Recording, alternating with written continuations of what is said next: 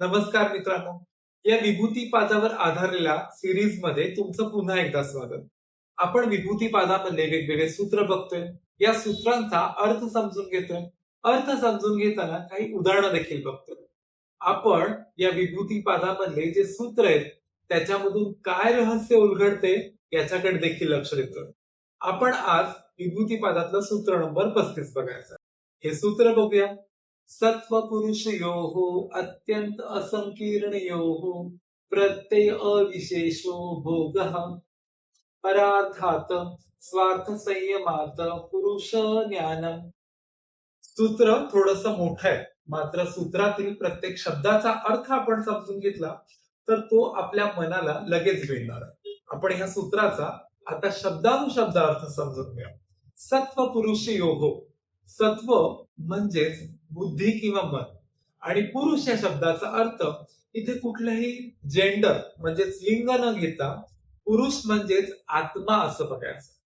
सत्व म्हणजेच बुद्धी आणि हा जो आत्मा आहे हे दोघही अत्यंत असंकीर्ण योग, म्हणजे हे दोघही एकमेकांपासून वेगळे आहेत. या दोघांचा एकमेकांशी काहीही संबंध नाहीये. प्रत्यय अविशेषो भोग. या दोघांमध्ये म्हणजे सत्व आणि पुरुष म्हणजेच बुद्धी आणि आत्मा या दोघांमध्ये काही वेगळेपणा नाहीये. हे दोन्ही एकच आहे असं जेव्हा व्यक्ती समजत असतो, तो फरक त्याला जाणवत नसतो, तेव्हा तो भोग बघत असतो. हे भोग सुखाचे असतील किंवा हे भोग दुःखाचे असतील. परार्थात. तर परार्थात म्हणजे काय की बुद्धी जेव्हा दुसऱ्यांसाठी काम करते या गोष्टीवरती आपलं लक्ष हटवायचंय. स्वार्थ संयमात. स्वार्थ म्हणजे स्वर्थ, स्वतःच्या मूळ स्वरूपावरती लक्ष केंद्रित करायचंय, संयम साधायचा आहे. पुरुष ज्ञानम. तेव्हाच पुरुषाचे म्हणजेच आत्म्याचे खरे ज्ञान येथे प्राप्त होणार. अजून थोडंसं स्पष्टीकरण देऊन हे सूत्र समजून घेऊ. जेव्हा एखादा व्यक्ती त्याच्या बुद्धीनुसार म्हणतो की मला खूप त्रास होतोय, तो त्रास, त्याला होणारा त्रास आणि त्याचा जो आत्मा आहे या दोघांमध्ये तो कधीच गल्लत करत नाही. तो म्हणतो जे काय चाललंय, ज्या काही गोष्टी घडतात त्या सर्व माझ्यामुळे घडतात. त्याचा त्रास मला होतोय, त्याच्यातून आनंद मला होतोय. या ठिकाणी तो व्यक्ती म्हणजेच तो आत्मा त्याच्या बुद्धीच्या गोष्टी यांच्यात गल्लत न करता त्या गोष्टी एकच आहे असं समजत असतो. त्याच्यामुळेच तो काहीचा भोग स्वरूप त्याला प्राप्त होतो. मात्र या सर्व गोष्टींवरूनच म्हणजे त्रास देणाऱ्या, दुःख देणाऱ्या, भावनांमध्ये अडकून ठेवणाऱ्या सर्व गोष्टींवरून लक्ष हटवून या पुरुषाने स्वतःच्या वरती म्हणजे स्वतःच्या मूळ स्वरूपावरती लक्ष केंद्रित केलं तर त्याला पुरुषाचे म्हणजेच आत्म्याचे जे स्पष्ट रूप आहे त्याचे ज्ञान.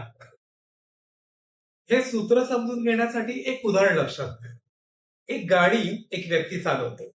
ती गाडी चालवताना जर त्याच्यावर चुकून ऍक्सिडेंट होऊन एखादा स्क्रॅच पडला किंवा त्या गाडीचा टायर पंक्चर झाला, जेव्हा ड्रायव्हर उतरतो आणि त्या गाडीचा स्क्रॅच किंवा ती पंक्चर झालेली गाडी बघतोय, तेव्हा त्याच्याकडे बघून जर तो हतबल होतोय, तो कदाचित रडू लागतोय, तर समोरच्याला कदाचित थोडंसं अवघड वाटेल. कारण की समोरचा हे समजत असतो की तो स्क्रॅच किंवा पंक्चर हा गाडीला झाला. मात्र हा ड्रायव्हर हे स्वतःवरती ओढून घेतो आणि रडू लागतो. या ठिकाणी गाडीवरचा स्क्रॅच किंवा पंक्चर गाडी हे त्या बुद्धीसारखं आहे आणि ड्रायव्हर हा आत्मा आहे. या दोघांनी एकमेकांपासून अलग राहणं म्हणजेच ड्रायव्हरला स्वप्रचिती येण्यासारखं आहे. आपण हे सूत्र समजून घेण्यासाठी अजून एक उदाहरण बघूया. एक व्यक्ती रंगमंचावरती नाटकात काम करतो. नाटकामध्ये त्याला राजाची भूमिका साकारायची असते. जेव्हा तो या भूमिकेत आहे तेव्हा तो सैन्याला आदेश देतोय, तेव्हा त्याच्या प्रजेला तो काहीतरी संबोधन करतोय, तो युद्ध करतोय. मात्र ही सर्व भूमिका तो रंगमंचाला सोडून बाहेर जर करत असेल, घरी जर करत असेल, तर इतर लोकांना तो व्यक्ती काहीतरी विचित्र वाटेल.